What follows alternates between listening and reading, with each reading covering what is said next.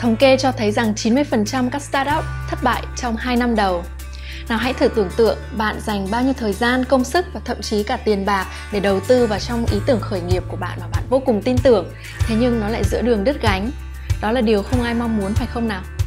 Vì thế, việc xác định một xuất phát điểm đúng đắn và xây dựng một nền móng vững chắc để đảm bảo cho startup của bạn có cơ hội thành công lớn nhất là điều vô cùng quan trọng. Trong video này tôi sẽ chia sẻ với các bạn 3 điểm bắt đầu lý tưởng cho mỗi startup.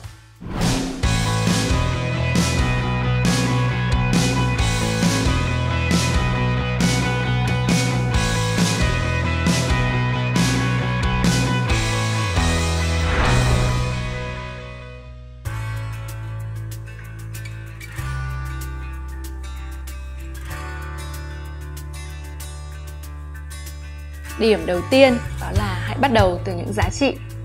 Nếu như các bạn nhìn vào những startup thành công vang dội trên thế giới thì các bạn sẽ thấy rằng họ luôn bắt đầu từ những vấn đề, luôn bắt đầu từ việc giải quyết những nỗi đau cho mọi người và từ đó đưa ra những giải pháp thông minh. Hãy nhìn vào Uber hay là Grab, đó là những cái ví dụ điển hình. Bởi vì suy cho cùng thì mục đích tối thượng của business đó là đưa ra những giải pháp để giải quyết những vấn đề mà người khác không thể giải được hoặc lười giải.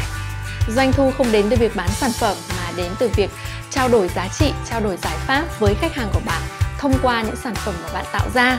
Kinh doanh là một hình thức trao đổi giá trị. Vì vậy nếu như các bạn vẫn đang ở trong giai đoạn tìm hiểu ý tưởng cho khởi nghiệp của mình thì đây là lúc lý tưởng để hỏi bản thân mình những câu hỏi sau. Thứ nhất, vấn đề bạn muốn giải quyết cho khách hàng của mình là gì? Thứ hai, bạn muốn tạo ra giá trị gì cho cuộc sống của họ? Thứ ba, làm thế nào để bạn có thể làm cuộc sống của họ dễ dàng hơn, thuận tiện hơn? Và thứ tư, để làm được điều đó thì sản phẩm của bạn sẽ là gì?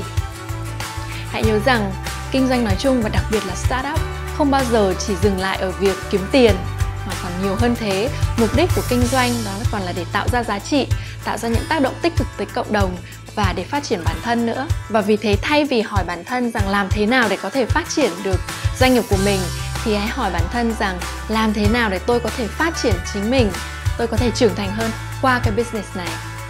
Và ngay bây giờ các bạn hãy bấm dừng video này và viết trong phần bình luận phía dưới một giá trị hoặc một giải pháp mà bạn muốn đem lại cho khách hàng của mình. Các bạn có 30 giây để làm điều này. Bắt đầu! Điểm bắt đầu thứ hai cho một startup đó là bắt đầu từ khách hàng. Thông thường thì tôi thấy người ta làm kinh doanh theo chiều ngược lại. Tức là bạn nghĩ ra một ý tưởng mà bạn tin tưởng, bạn cho rằng nó tuyệt vời. Sau đó bạn dành hàng tháng, thậm chí hàng năm trời để suy nghĩ, để thiết kế ra sản phẩm và dịch vụ. Sau đó tìm mọi cách để làm marketing, để quảng bá và hy vọng rằng người ta sẽ thích và chọn mua sản phẩm của bạn. Thế nhưng kinh doanh và marketing đích thực thì lại bắt đầu bằng sự cảm thông và đồng điệu. Bạn bán hàng không phải chỉ để bán hàng. Thực ra, việc bạn làm đó là gây dựng, là nuôi dưỡng một mối quan hệ với khách hàng của bạn. Và việc họ mua hàng của bạn là hệ quả tất yếu, một hệ quả tự nhiên của mối quan hệ này. Thế nên bạn có thể tự hỏi bản thân mình rằng nếu như không bắt đầu bằng sự thấu hiểu, bằng sự cảm thông, bằng việc hiểu sâu sắc những cái nỗi đau, những cái vấn đề của họ thì bạn sẽ xây dựng mối quan hệ này dựa trên cái gì? Vì thế thay vì quan tâm đến việc làm thế nào để kiếm được nhiều tiền, làm sao để đăng ký Shark Tank, làm thế nào để cạnh tranh thì trước hết hãy tự hỏi bản thân mình rằng làm thế nào để mình có thể thực sự thấu hiểu khách hàng của mình và làm sao để mình có thể phục vụ họ tốt hơn cả những gì họ tưởng tượng. Và điểm bắt đầu thứ ba cho một startup đó là bắt đầu từ chính mình. Tôi biết khi tôi nói thế này thì trong đầu các bạn sẽ xuất hiện câu hỏi rằng có bao nhiêu người tài giỏi hơn mình thì có gì đặc biệt đâu để mà bắt đầu, đúng không nào? Đúng, bạn không hoàn hảo, không ai trong chúng ta hoàn hảo cả. Không ai trong chúng ta có câu trả lời cho tất cả mọi vấn đề. Thế nhưng có những dấu ấn mà chỉ có bạn mới có thể để lại được. Có những giá trị mà chỉ bạn mới có thể tạo ra. Có những câu chuyện mà chỉ bạn mới có thể kể. Và bạn có biết không, linh hồn của mỗi một doanh nghiệp chính là người đứng đằng sau, người sáng tạo ra nó. Và điểm tạo nên sự khác biệt của một sản phẩm chính là cái tôi của người sáng tạo ra nó.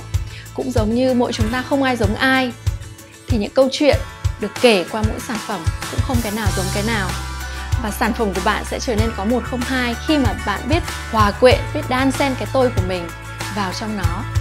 Chính vì thế thay vì trăn trở làm thế nào để có thể nổi bật, thì trước hết hãy tự hỏi rằng làm thế nào để mình có thể tạo ra giá trị từ chính những gì mình đang có. Các bạn có thể bấm dừng video lúc này và viết trong phần bình luận phía dưới 3 điểm đặc biệt, độc đáo về bản thân bạn. Có thể là bất cứ điều gì, có thể là bạn thích nhảy hip hop, bạn thích nấu ăn, bạn thích khiêu vũ, thích du lịch, bất cứ điều gì mà khiến cho bạn là bạn một cách riêng biệt nhất, hãy viết nó ra. Bạn biết đấy, trong kinh doanh thì việc làm đúng trình tự là tối quan trọng. Khi chúng ta xây cái gốc thì hãy tập trung để xây một cái gốc thật chắc, thật khỏe, xây dựng để trường tồn.